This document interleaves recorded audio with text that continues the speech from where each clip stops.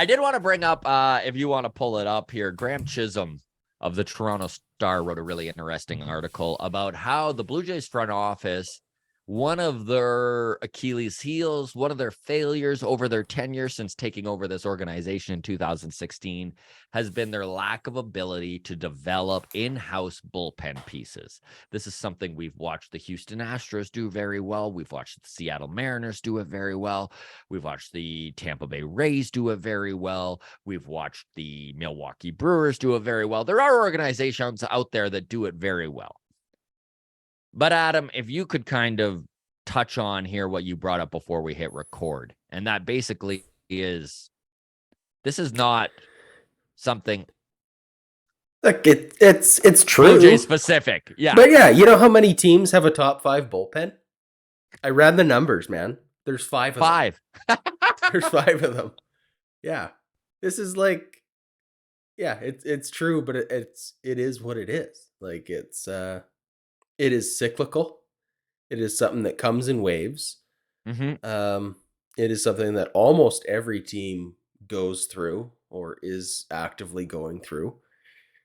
It was for sure an issue come last trade deadline when we had really no sexy AAA, knocking on MLB's door caliber relievers. Like, never mind that we didn't have it to really call upon for our own use. We also weren't able to use it as a trade chip in negotiations. So, I mean, did we pay the price for it last year? Yeah, absolutely. Is that something that is going to continue? I would say not. Like, we had like the Vancouver fans of baseball who live on the West Coast in Vancouver. Mm-hmm. If you haven't made your way to Nat Bailey Stadium and caught a Vancouver Canadian game, like, what are you waiting for? Yeah, do it. These are all like this Vancouver Canadians, especially last year. If you managed to catch some Canadians games in 2022, I think there's a lot of pitching in that high A team that isn't even there anymore. It's already moved on. And there's a lot of names that we are, as Blue Jays fans, going to see in a year or even next season. Like there's a lot of guys coming up. Now, I get the crux of this article, which is basically look at what they had to give up to get an Eric Swanson, right? A middle of the order bat, Teoscar Hernandez. Look at what they had to get up to give Trevor Richards, right? 35 home run from the left-hand side, Rowdy Tellez. You look at what they had to give up to get Anthony Bass, right? One of their top prospects in Jordan Groshans, who is already in a Miami Marlins uniform. He's already had his first hit, his first home run, his first stolen base, and is playing a good third base, right? So Chisholm's point is that if you don't develop bullpen pieces from within, you got to go out and you got to get them, and they're not cheap. And it's a good point. But like, to your point, Adam, it is a cyclical thing, right? And this is a failure of this front office over their tenure. If you look at the homegrown bullpen pieces, you got Jordan Romano, and they kind of got lucky on Romano because they left him as a starter for too long. He wound up getting taken in that Rule 5 draft by the Texas Rangers, and he just didn't stick. Mm-hmm. That's the only reason Jordan Romano is in a Blue Jays uniform, is that he never wound up making it through the full season with the Texas Rangers, which is the caveat with that Rule 5 draft. Tim Meza is a homegrown bullpen piece. People don't like to count him because they're still mad about that Seattle blow up, but he truly is a homegrown piece. And that's about it. It's a pretty short list of guys from within. I mean, there's the fringe dudes, right? Like Taylor Saucedo, who, best of luck to Sauce. He was always very good to us. He came on the podcast regular times. He's now a member of that New York Mets bullpen. Matt Gage, also very generous with his time here, but he's probably going to a lesser team come this offseason, right? Like, he was a guy who I think that would have been in a bullpen in a lot of different scenarios on a crappier team. Mm-hmm. Yeah, much love to Matt Gage, by the way. Matt Gage is disrespect meant there. Yeah. Just a veteran guy. He's in his 30s. Didn't have a whole lot of big league experience. So when you are in a playoff chase, it is a risky proposition to hand the Yes. ball over to a older guy with minimal experience. I mean, the stuff was good. His numbers were great when he did pitch for us. Yeah, it was. We Yes, it actually was. said a couple times we were surprised that he didn't get called back up again later in the year and into September. Especially when they needed a lefty. It was kind of weird. But you made a good point. On a lesser team where the games maybe weren't as high of... he would have gotten more opportunity. Totally. So best of luck to him wherever he does land. So let's flip this around and be a little bit positive here, because there is some reasons to be excited about what is in this Blue Jays minor league system and the possibility of some legit arms helping this bullpen in 2023. I know we chatted with Zach Britton, right? Prospect in the AA system. He's a catcher, lefty bat, really good kid. Honestly, his interview comes out on Saturday, but there was a moment where he was talking about pitching within this Blue Jays system.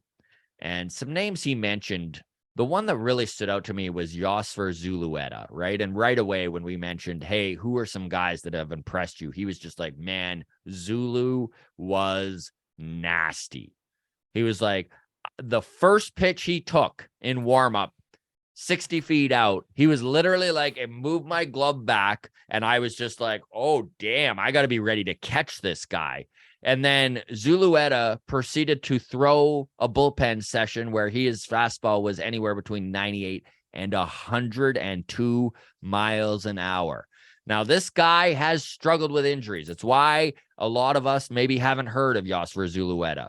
You know, there's the prospect junkies who, of course, know who he is. He was an international free agent, brought out of Cuba 3 years ago, but he just hasn't been able to stay on the field. 2022 was really the first time where he was able to get a season in, and he moved from low A all the way up to triple A. I think he's going to start in triple A next season.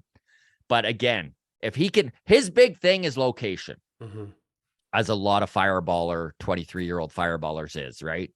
So if he can locate, we very well could see, if there's some bad taco scenarios in the bullpen next year, he's a guy we could see brought up and who could stick, right? Yeah. If you could throw 102 miles an hour, look at what they did, Dominguez and Alvarado in Philadelphia, right? These are two guys who always had that gas, but couldn't figure out the strike zone. Soon as they did, what? They're like the two best relievers in all of baseball.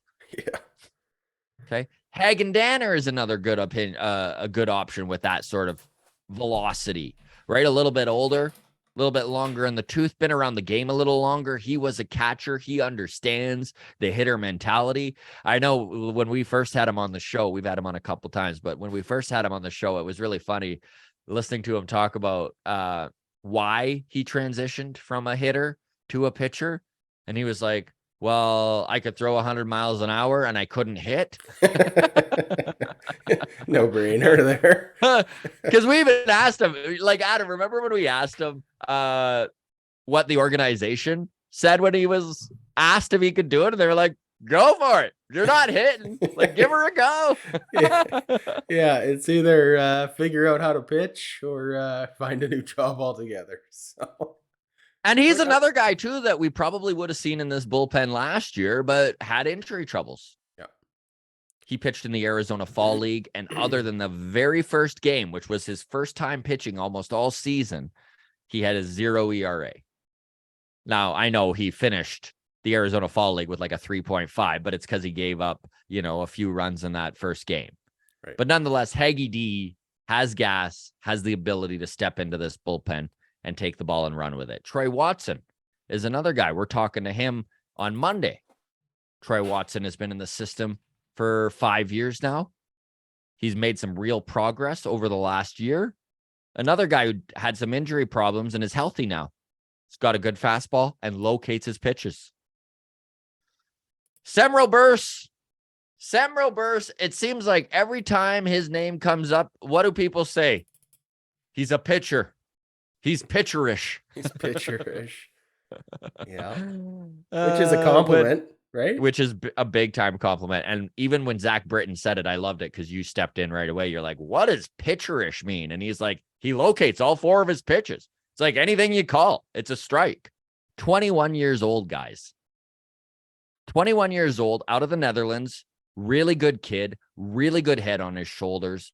And Semro Burse is going to throw faster than 94 miles an hour, which is where he's topping out right now. He's a spindly 21-year-old kid. You wait. And Zach Britton even said that. He's like, oh, yeah, Roberts will be able to throw gas. Just give him some time.